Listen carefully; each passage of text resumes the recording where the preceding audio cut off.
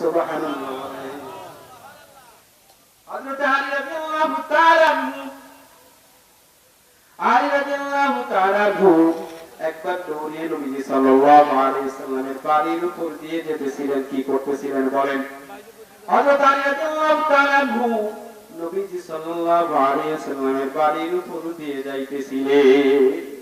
প্রতিমধ্যে নবীজি সাল্লাল্লাহু আলাইহি সাল্লাম এবং খাদিজাতুল কুবরা রাদিয়াল্লাহু তাআলা আনহা একসঙ্গে নামাজ আদায় করতেছিলেন। কি করতেছিলেন বলেন?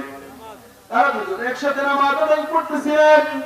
এমন সময় পারোকালি বাড়ির মধ্যে দৌড় দিয়া যায়। দৌড় দিয়ে যখন গিয়েছেন, আমার নবী সাল্লাল্লাহু আলাইহি ওয়াসাল্লাম বলেন, আলী, আমরা যেভাবে ইবাদত করি তুমি এইভাবে ইবাদত করো, আমার আল্লাহ হয়তোবা তোমাকে নাজাতের ব্যবস্থা করে দিবেন। সুবহানাল্লাহ বলেন। আলী বলল, কি আপনারা কিসের ইবাদত করেন? আপনাদের সামনে কোনো মূর্তি নেই, কোনো দেবদেবী নেই, আপনাদের সামনে কোনো খোদা নেই, আপনারা কিসের ইবাদত করেন? আমার নবী ডাকতে বলেন, আলী, তুমি যদি আমার মতো ইবাদত করো, আমার মতো নামাজ আদায় করো, আমার আল্লাহ হয়তোবা তোমাকে মাফ করে দিবে।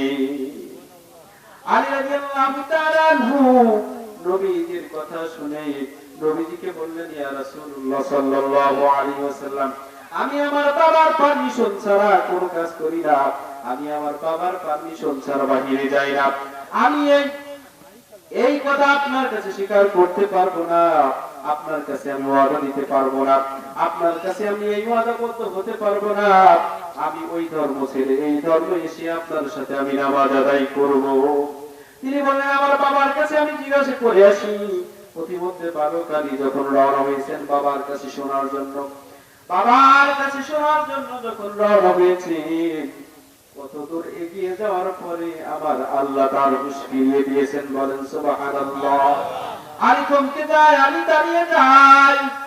আলী যখন দাঁড়িয়ে যায়, আলী চিন্তা করে যে নবীকে সৃষ্টি না করলে আল্লাহ দুনিয়ার কিছুই সৃষ্টি করলো না, করতো না।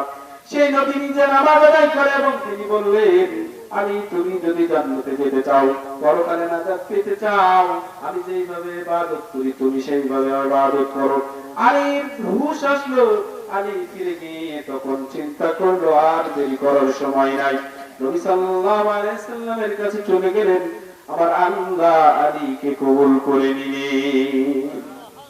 আল্লাহ সবকিছু পারেন কি পারেন না বলেন? আল্লাহর ক্ষমতার উপরে কারো কোনো ক্ষমতা নাই। আমরা মানুষ, আমরা মুক্তি এমন এমন কথা বলি যেটা সহ্য করার